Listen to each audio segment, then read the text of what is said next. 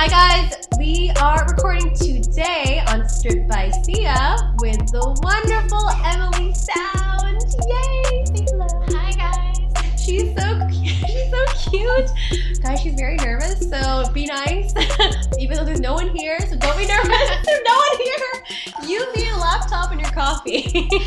But yes, so Emily Sound, who are you and what do you do? I'm an exotic dancer in Canada. I've worked in clubs throughout Alberta and BC. It's been about 8 years, I think, that I've been dancing. It's a long time. A lot of clubs, yeah. It's been great. It's been an adventure. That's awesome. And did you get started here in Vancouver, or what's your story? Who are you? Tell us everything. I got started in Alberta, actually. I was living in Edmonton, and I actually started as a door girl at the club, like scanning IDs and coat checks, stuff like that. And the second week I went to work, there was all new girls on stage, and I didn't understand where they went. And then I realized that they were traveling around, which was super exciting, and kind of saw it as a way to get to travel if I could get up the courage to go on stage, which was really scary at first, but yeah, that's kind of just how I started, I guess. Wow.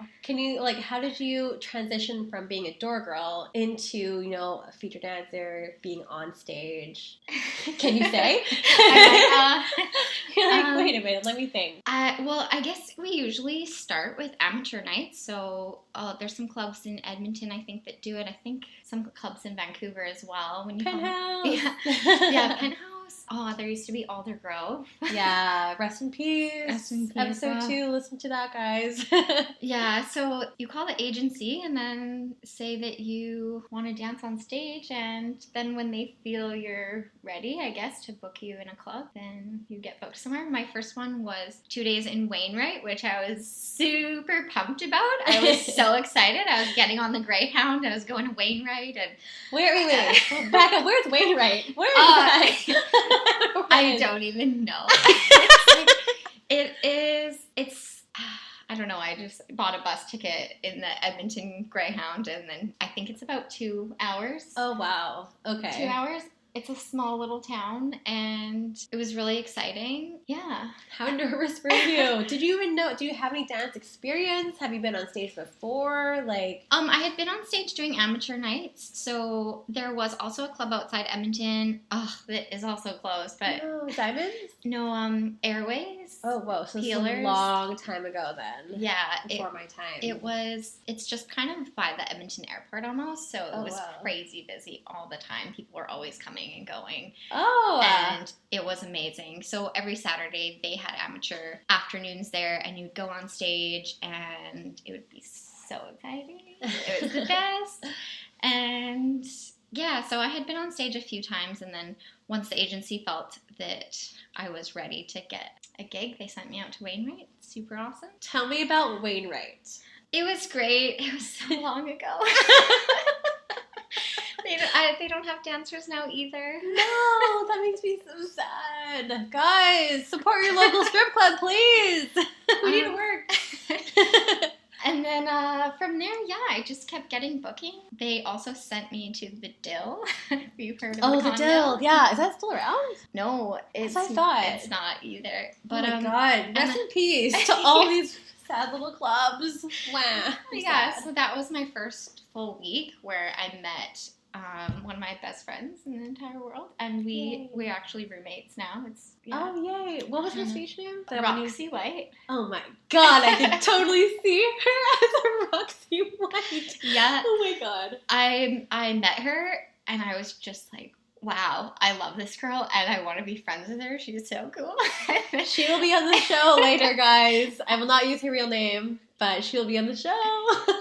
And then, yeah, we became friends and hit the road, and it's been a journey of just traveling from place to place every week. We usually work Monday through Saturday, and then Sunday is a travel day to the next gig, and then work the Monday to Saturday. So, and then you kind of just keep going. And it's tiring, though. Yeah. Yeah, because you travel quite a bit for work. I do. I love traveling. I love traveling for work. I think every girl has a different balance of how many weeks in a row they can do before they need that break and then go back on the road again. And it's almost like figuring out your own formula I know Roxy White could do a lot more weeks than I could. She just went hard at it. I definitely needed breaks in between. How many weeks can you usually go? Or what's your formula? I'm still figuring it out.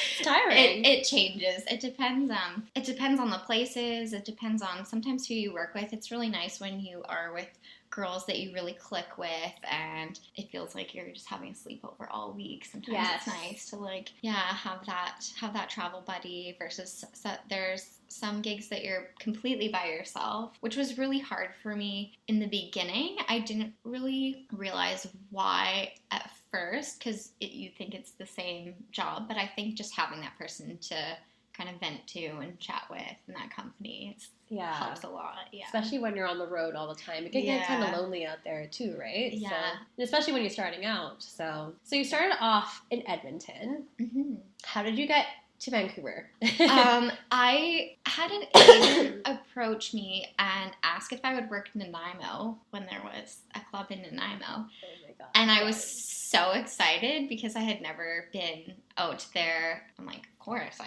love to go somewhere new. I love getting a new place to travel and opportunity. So I went there and thought, I had never really been to Vancouver. And then the rest is just kind of like, I'm meant to be here. I'm not meant to be in Edmonton. So you kind of used, correct me if I'm wrong, you kind of used stripping as a way to get out of Edmonton, sort of, kind of, really? I don't know. Yeah, I've always kind of been someone who's, I guess, not very good at staying in the same place for long, and it was kind of the perfect job for me to be able to be somewhere new and travel and be on stage. I worked a lot of jobs in Edmonton. There was one, I remember there was a guy I went to high school with, and I was working at Starbucks at the time, and he'd always come in and be talking about his life on the road and dancing, and he was a beautiful, beautiful dancer. And I remember thinking I would do anything to be able to dance for work, but I hadn't taken any kind of classes. I didn't start young. And then when it kind of all just came together in dancing that I could actually get paid to perform and travel, like there's nothing more I could want than those. Because you're basically in a different city every week. Yeah. So it keeps you really busy. But the job is also very, very physical too, right? So it's really taxing on the body. Oh, definitely. And especially just travel days, honestly. Like once I started doing aerial hoop, my travel days changed completely, having the extra weight, carrying that with my other luggage, and just, I don't know how to. How did you get started with? Okay, there's just kind of a moment where you're traveling and you have all your stuff and you're exhausted because you stayed up until 3 or 4 to get paid and pack up all your stuff. I'm not the most organized person. So maybe 5 or 6, not let's me be honest. Either. Pack up all your stuff, and then you need to check out and be on your flight. So it's in the morning, you have all your stuff, and you're like, where am I going again? Where am I? What airport is this? You're like in a daze. Yeah. At first, it's super fun, and then it hits a point every week where you learn where you do need those breaks. So you mentioned something about aerial hoop. So yes, aerial arts. How did you get into that, like in terms of like the whole circus kind of training? When I started dancing, I fell so in love with pole. I worked with a girl who is just mind-blowing on the pole, and instantly I was in love with aerials and wanted to work hard on it. And I remember a week I was in high level by myself. I don't know, I just remember walking down the street thinking about like what I'm going to do with my life and all these kinds of things. And then I typed into eHow how to join the circus.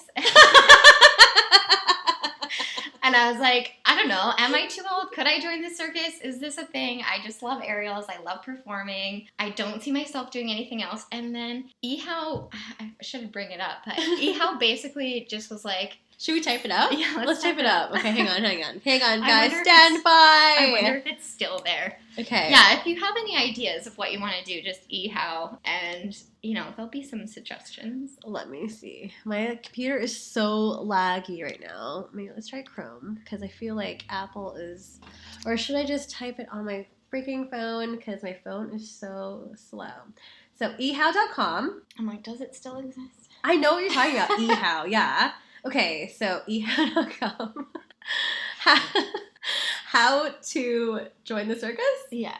I'm very slow. My fingers are fat. Sorry, guys. You're way faster than me. Okay, let me see. Oh, well, okay. All these ads. Okay. Circus du Soleil.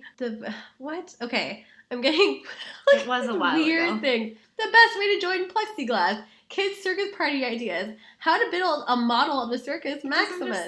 How to join. Okay, how about we type into Google?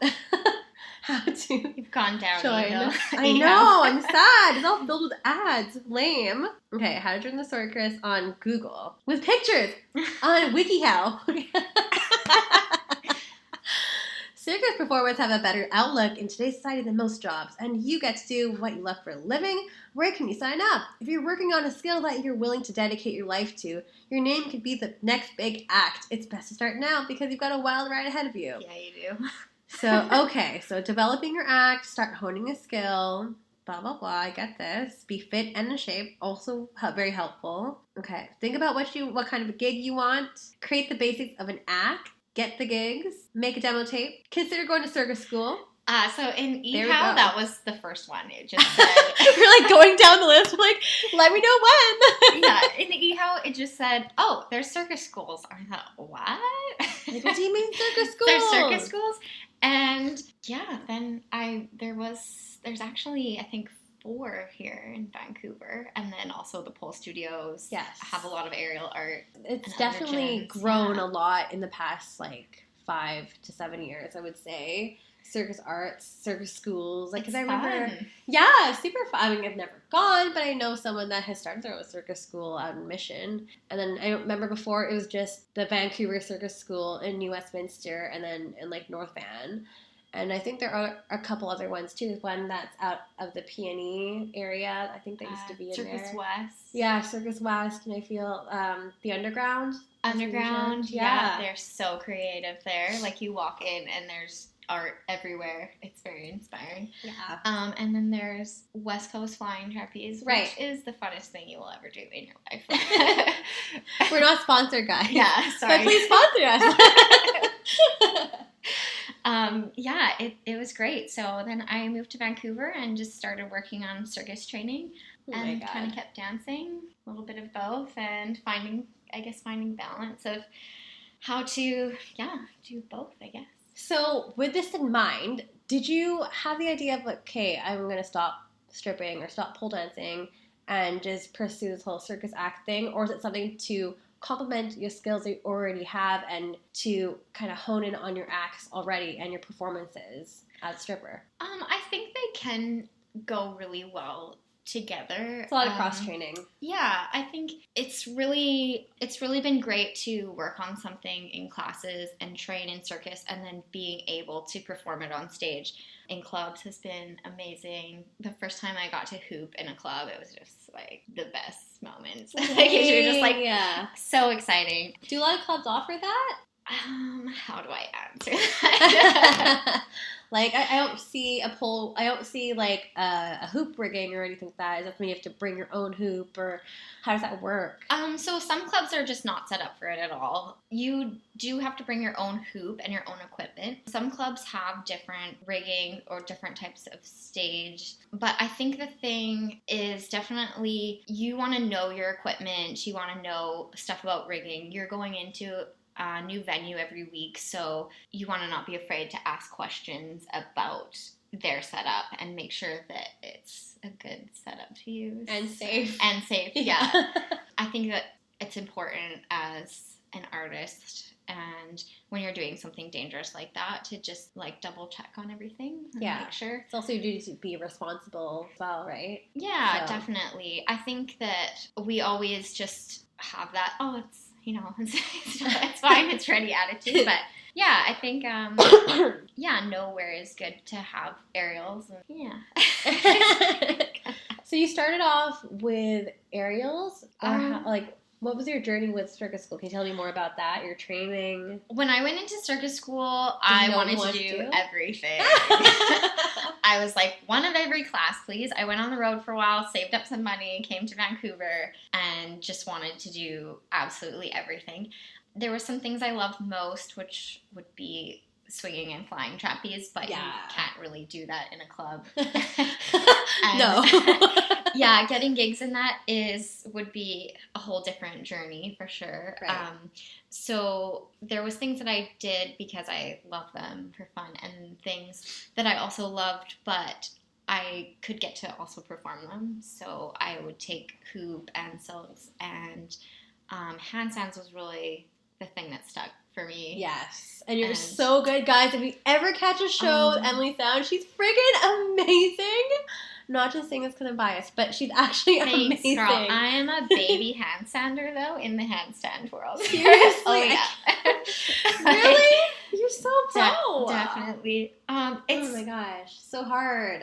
Yeah, handstands are a journey. I cannot it's definitely a journey of consistency, which I find is something that I struggle with. So it's good to really challenge myself on being consistent with things, because I'm always somewhere different. I'm always here and there and changing my mind on everything, but it's good to handstands you can do everywhere. So. Yeah, you can. It's really easy to train that. Yeah, I had a friend the other day say every time she goes to the bathroom, she does a handstand. So she's constantly, so you're getting those ones in every day. And I'm like, that's smart. That is smart. It's like whatever you can do to get that routine. Like, it's very hard in this job to have routine sometimes, being somewhere different. So, yeah. Just making that a habit, right? Mm-hmm. Going to every time you go to the bathroom. That's pretty impressive. Speaking of handstands, isn't that how you injured yourself? I did. Oh my god. Okay, do you want to speak about that? I'm so sad about that. I'm so sad. Because I remember, because we were working together. What was this? The night before. Yeah, it was and you were debating, should I go to do this golf thing, or should I go, you were debating go to the beach or something? I can't remember what it was. Yeah, I don't usually do any kind of gigs outside of the club, so I was working a golf tournament, which I was kind of nervous about, because it was a new thing for me. And how do you work a golf tournament, though? Like, for people that don't know, what do you mean working a golf tournament? True. Have you ever worked one? I've never, but it sounds like fun. Call me. It's so fun. It wasn't exactly as fun for me. I got hurt on the first hole, so. Oh my god. Okay, it was a lot of like limping around and then driving around in the golf carts. Working a golf tournament. I mean, I guess I'm not an expert on it. Can anyone really be an expert on that, though? I don't know how to answer it. No, just describe it the way that you feel. There's no wrong answer. So I guess you would say to work a golf tournament, you get hired as a caddy. So you would drive around the golf carts and just be a caddy. I don't know much about golf. Is it more like a host? I don't know anything about golf either. Yeah, like hosting, and girls are dressed all hot, and it's just fun. And we're there for eye candy, unfortunately.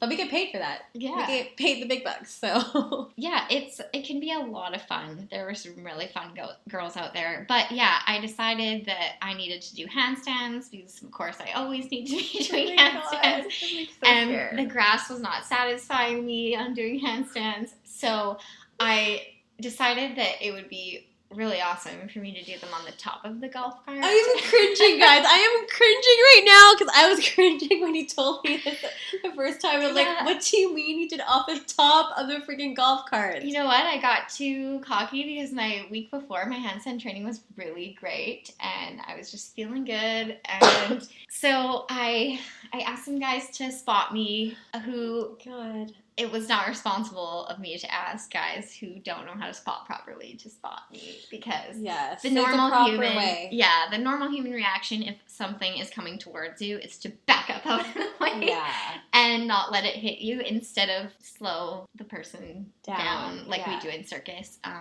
Everyone I train with in circus, that's what they trained on. To spot. So definitely my fault. So what exactly happened? So you got on top of the golf cart and you're prepping for your handstand. Yeah, I mean, I did a few.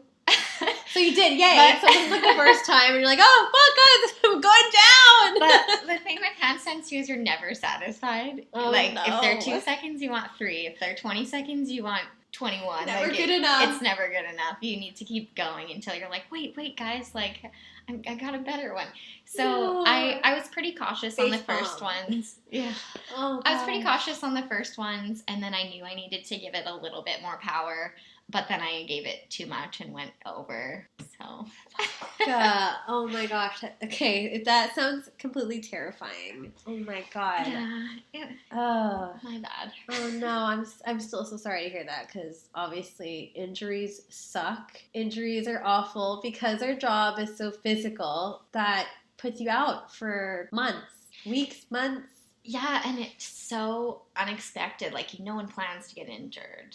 I mean, I guess I've learned a lot from this in trying to plan ahead for in case things happen. Like, we definitely work week to week, and I think it's important to try to think of those things. But I mean, sometimes it's beyond your control, right? Like, yeah. I got injured too. Like, I've had a couple knee injuries. yeah. Recurring on my right. So actually, that was a penthouse, and the first time, the initial time, which fucked up my knee forever. Basically, this guy broke up with me out of nowhere. Fuck you, Daniel. Are you listening? Fuck you, Daniel. Fuck you. And then it was like amateur night, and I was like, I'm just gonna get naked for men. Yes. So just like not in the right mentality, just like super emotional. Just like my tricks were not controlled. And I did this like drop split, like shoulder mount drop split thing. And for some reason I landed on my knee, and I'm like, I'm fine. Like, it'll just go away tomorrow. Aww. It didn't go away. And like even now I can't do proper floor work. Like, there's this one little tiny spot in my knee. If I put pressure on it, it's a sharp stabbing pain, and physio hasn't been able to help with it. I tried acupuncture, tried everything, RMT. So that's there forever. And then I got injured again last year. And I actually had to drop out of one of my competitions. And I was devastated because I know that this sounds really cocky, but I really feel like I had a good chance of really winning that competition. And I learned my lesson, and I was on crutches, and then I got injured again because right before a show, like in June, and I was on crutches, and I was like, fuck me.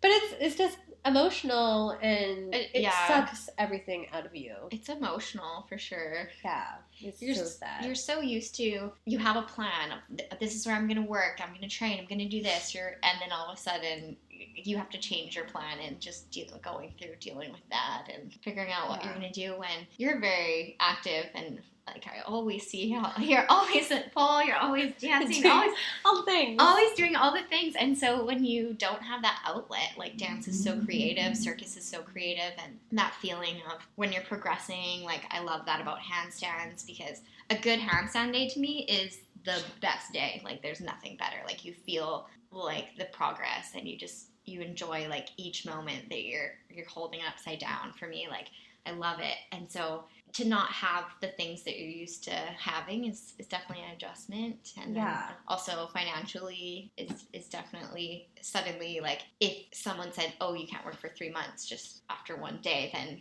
you have to figure out how to adjust to that. And so it's very unexpected. But so at the time of this recording, Emily has a boot on, but I can put weight on it, so she's walking. She's walking. Better.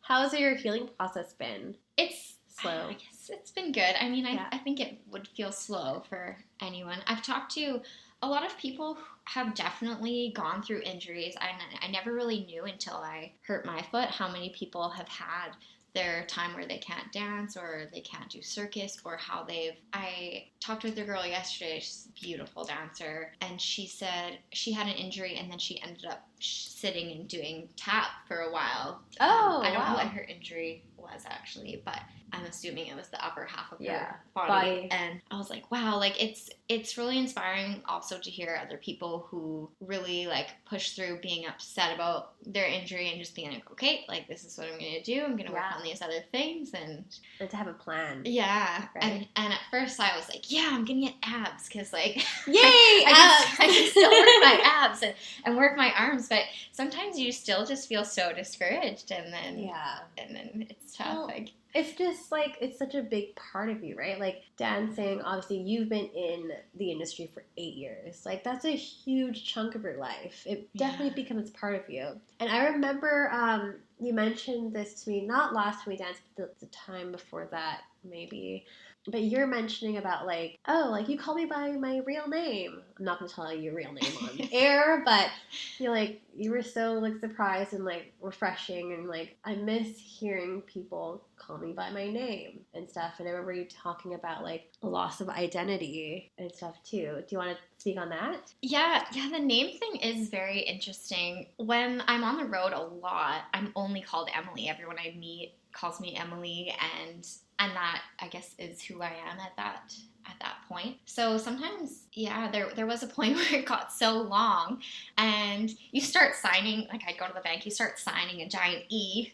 Yeah. instead of the You're first like, letter of wait my a name. minute. I'm like, wait a second, or just certain things like that where you never hear your real name for a while. Yeah, it gets weird. Yeah. It's interesting. It gets really odd. I mean, I only do this really, really on a very, very part-time, almost like an on-call basis. But like, I guess by working full-time, sometimes the identities can get lost. Do you ever feel like you're not yourself anymore? Oh, definitely. Like, I think sometimes being away from home that long, and whenever you meet people, if they meet you as that persona, then it's like I haven't really been kind of myself, I guess. Like, sometimes for a while. I guess Emily is a lot more hair done, nails done, makeup, posh buzz, kind of like that. Whereas in outside of dancing, I guess I'm like the polar opposite. I'm like sometimes mistaken for a homeless person because of my wardrobe. And because of my lack of effort put into my appearance, just very comfortable, very leisurely. I like the chill. I like the very chill. The very chill vibe, and so I think that's more of who I am. Just kind of, I guess, more like that sporty. Oh, okay. Like clothes. Interesting. And whatnot. So, I guess if you only meet people when you're feeling like that one kind of way, then you're only seen like that. You're not. Interesting. That's really interesting. Do you ever think the two identities can mix or cross boundaries or, become one? I definitely think dancing and having that Emily persona has also helped me in a lot of ways, in that it was a time where I would put on makeup and dress up and buy dresses and be fancy, and I don't know if I ever would have done that in my regular life. But it's so enjoyable. It's nice. It's nice to dress up once in a while, and it's nice to find that part of myself that maybe I wouldn't have. And so, it's kind of great in that way to be like, I do like doing makeup. I do like, wearing these scandalous dresses. Like, scandalous. I love them. So I think it's good on that part. Right. I'd say when I'm on stage, I'm a lot more confident than in, I guess, I don't know how you'd say, like, regular life. Muggle life? Muggle life. I'd say, like, I'm a lot more confident, and so that's great. Yeah. Oh, wow. That's really interesting, because that's almost like kind of similar with Radio Soleil's episode, episode 4, I think it was. But she, like, I've known her for a good, like, decade, and, like, I knew her as being, like, really this quiet, really conservative person, really shy, and she started burlesque, and, like, her confidence is just exuded. And, like, her Radio Soleil persona is now, like, interjecting her regular life, too, and is making her kind of question things a lot, too. So that struggle, like, for her has been really real, too, because it really opened her mind, I would say, to a lot of topics and to a lot of people and communities and industries. So things that she would never have ever thought that she would be in. So it's really, really interesting observation, I would say. Like, I do love that about it with dancing,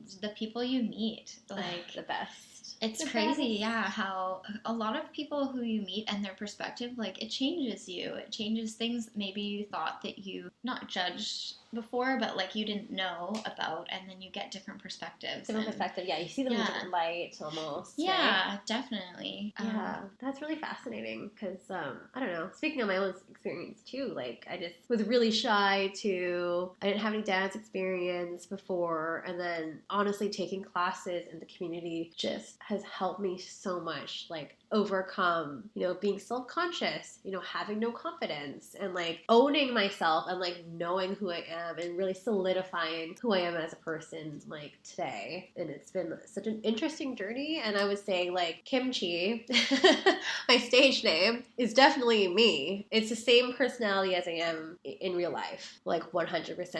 She's really sassy, she's really fiery, she's spicy, but also really feminine and glam. But then also I have my days where I'm just like lazy and I'm rolling on the floor and I don't want to do any pole tricks or whatever, which is half the time. Like all my early shows are like on the floor. But it's a warm up. It's a warm up for like the later shows where there's more people. But yeah, like it's been a really interesting process and stuff too. I wouldn't say I struggled a lot because I've been so open with, I guess, marketing myself and like not giving a fuck. Like I don't care who knows. It's all on like my Facebook, it's on my Instagram, it's everywhere. I love that. Yeah. There's definitely, like we all definitely make different decisions on what parts of our life we want to share. Yes. And what is private. And I was always very secretive of my real name, and my best friend would be like, "Hi, I'm so-and-so," just like all the time. And yeah, I feel like we all have a different way, I guess, of going about that. And I don't think there's any wrong or right to that at all. It's just really interesting, like hearing your perspective, hearing like other people that have been on the podcast, their perspective and their stories and their own struggles with their identity, whether or not it's been on the pole or off the pole. And like what those competing identities look like, because it really it tells a story, and that's why you're here today, so we can tell your story. So on that note, I guess we can kind of move into some Q&A. We have a few questions here. So first question is, how do you handle an audience or an audience member that is over-attached to your performances? Do you ever get anyone that's over-attached to your performances? How would you mean by over-attached? I'm not sure because I don't even know this person either. So like, whatever you define that question is subjective. So maybe I haven't noticed that anyone over-attached, or maybe I don't fully understand. Do you ever get attached to your performances? Get attached to them? Yeah. Like what? I would say like, say your spaceship performance and stuff too. Like if you get like really attached to like a certain routine or something, or performance or costume or whatever. I feel like all my shows are always a work in progress, and they always all will be. I don't feel like I've ever completely finished a show and been like, that's perfect and exactly how I wanted and not want to build on it. Yeah, so you're constantly building on it, always room for improvement kind of thing. Yeah, I definitely lie awake and think of all these ideas and things I want to do, and so I guess I get really attached to concepts and things I want to do and how I want to build on it. Okay, no, that makes sense. Yeah, that's allowed. Like for me, because everything is always evolving, right? It's constantly an evolution, right? So, for example, and this episode will air long after my competitions, but I'm actually reusing one of my routines. Well, reusing one of the songs and using my old routine as a basis because I didn't have time because I'm rehearsing for Asia. But I was looking back at the video and I was like cringing, and that was only 6 months ago that I performed this routine. And then now I'm just like have these more moves, and I have like, better musicality, like this move would fit with that. So it's like, even though like you're reusing something, there's always ways to like make it better and improve it all the time. Yeah. Constantly an ever evolving process, right? So, which is part of the artistic kind of, I guess, routine or habit. Another question, do you have a boyfriend? I think a guy asked this question. Never. God. No. The answer is no, and we'll keep it at that. I mean, maybe one day relationships are tough. I don't think just from dancing. I think from being on the road and somewhere different every week is also taxing. It's also very hard to build something, and I don't know. Who knows what could happen one day? But that's hard. I've been a pretty happily single person, I think. Cheers to that. Cheers to that. There's nothing wrong with being single, guys. I feel like there's definitely nothing wrong, especially if you're really secure with yourself. You're busy, obviously, you're on the road all the time. Yeah. You know, your schedule's really demanding. And as you said, it can be really, really difficult to kind of build something and build a relationship when you're traveling 4 weeks out of the month or whatever, right? So definitely. Yeah, it can be kind of hard to accommodate that schedule, right? So, but one day she's taking applications. Send them her way on her IG, slide into her DMs. My love language is food. There is a sixth love language, and that is what it is. That's also my love language too, guys. Keep that in mind. We're both single.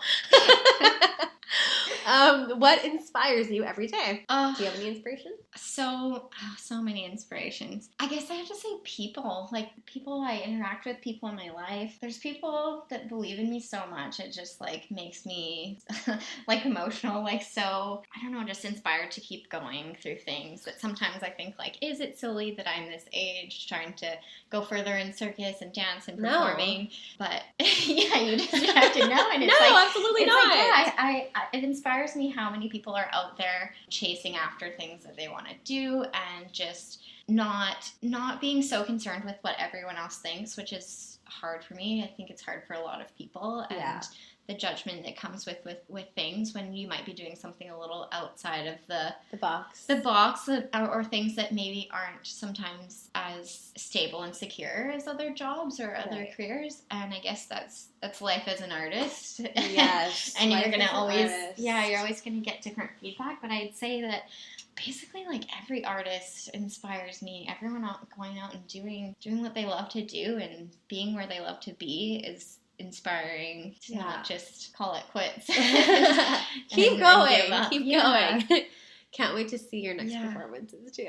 There's so many people that I want to meet in this industry still. Like, with Instagram, you can see all these people out there and you follow their stories or things that they've gotten to do, and you're like, I want to meet this person. I want to meet this person. Like, it's a great way to connect with people. I made so many friends on Instagram. I got my last boyfriend through Instagram. Like, but yeah, again, like, connecting with the community, and also, like, connecting through a lot of people on this podcast through Instagram too. So it's been great. Yeah, it's really exciting. Super inspiring. I definitely, like, a bucket list grows of people that I need to meet in this industry. And, yes. and it ever keeps growing. And I actually did meet a lot of really inspiring dancers at Miss Nude Canada. It was very exciting for me because almost the whole lineup, I had never seen their shows and I had never met them. And so it was a crazy experience just sitting around the table. I think there was 20 of us competing, 20 or 18. I think it was 20. But sitting around the table just being like, I can't wait to see your show, and I can't wait to see your show, and I can't wait to see your show.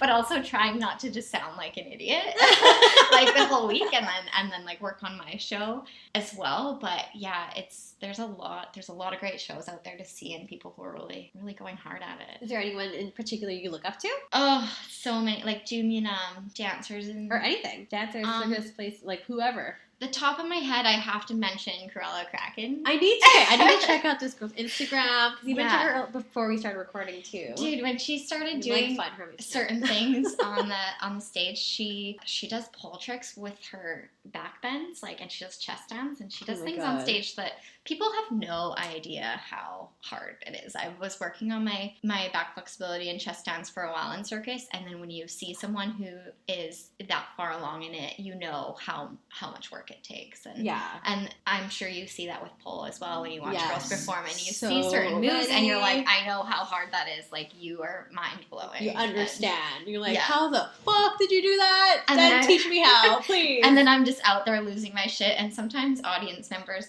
if they're not in circus or pole, they don't really necessarily know which moves took more work than others, which is fine. Like, but I feel like it's nice when someone also does come up to you and they're like, I know that one was was kind of the killer. Yeah, that's so cool. And I've just followed her as well.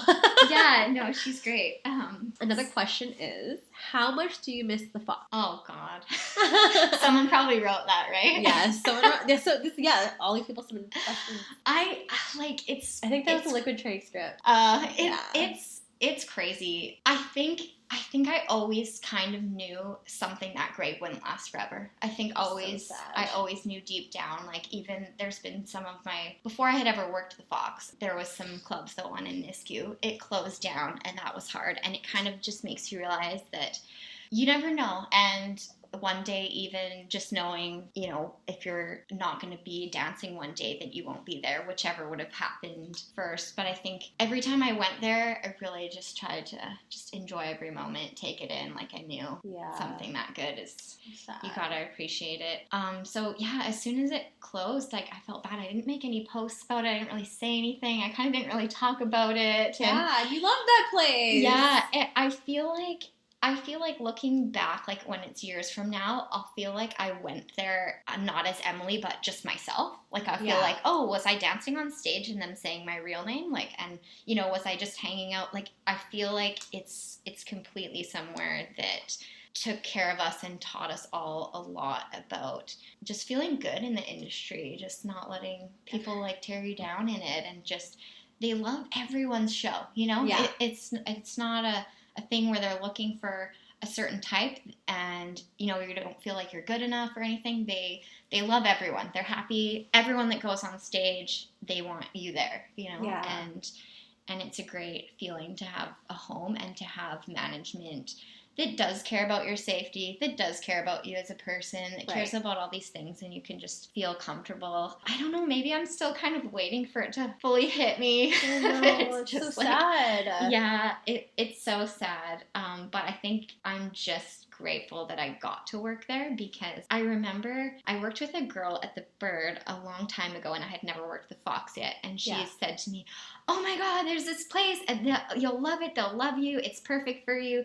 And it was before I had ever been there, and it's funny looking back on it, 'cause she was totally right that it was just meant for me. Yeah. And it got me through a lot of things, I think, being able to be where those two identities of Emily, but feel confident about it and insert real name. It's hard not to say your real name. I know, like, don't say but that kind of like intertwine and just like feel one and feel like confident in all those elements. So yeah, it was great. It was great. Wow. I miss it. Good memories there. Good memories. Good memories. And you know what? I'm so thankful to have photos from it. Yes. Like, I'm so grateful to Liquid Cherry that shout out. Yeah. Who listens to this?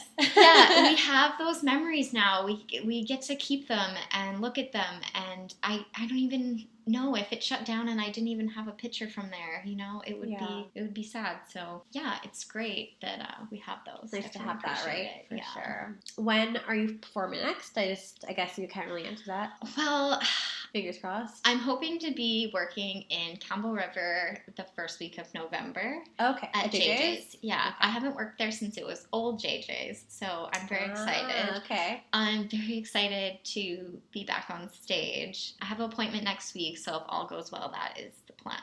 Okay. Yay. And this episode will probably air after this, so hopefully you will be performing by then. Yeah. I think this should be like a mid-November-ish or something episode. So yeah. Sweet. Once she heals, will she ever use the stilts that I built for her? You know who wrote that? Yeah, I do. Stanley, I think his name was. Yeah, that's hilarious. Hello, shout out. So I did get some circus gigs on stilts a year or two ago, and then I was walking on them and they cracked. I came tumbling down. Oh God. And so I wanted to start using them again, and then I brought them out to Victoria. He worked on fixing them. Thank you very much. Yay. I honestly don't know what my fears are going to be after my foot heals, and I feel like being that high at first might be a big step when I might start with like Terrifying. floor work and then shoulder mounts and then Yeah. get back in the hoop. I don't know. Or maybe I'll just be fearless when I get this boot off. I don't know. It's hard Just to, be it's hard to careful. say. Please be careful. Yeah. And with that, I guess that's the last question. So, where can we find you? Emily.sound. I was going to say at Gmail. At Instagram. Emily.sound on Instagram. Perfect. Yay! And we're so excited to have you on the show. Thank you again for coming in. Thanks so much Yay, for having me. And we'll tune in again next week for another episode of Strip by Sia. Strip by Sia on Instagram, and my personal is Sia Steph on Instagram. And yeah, we're gonna wrap up here, guys. Thanks so much for tuning in, and we'll catch you guys again soon. Bye. Bye.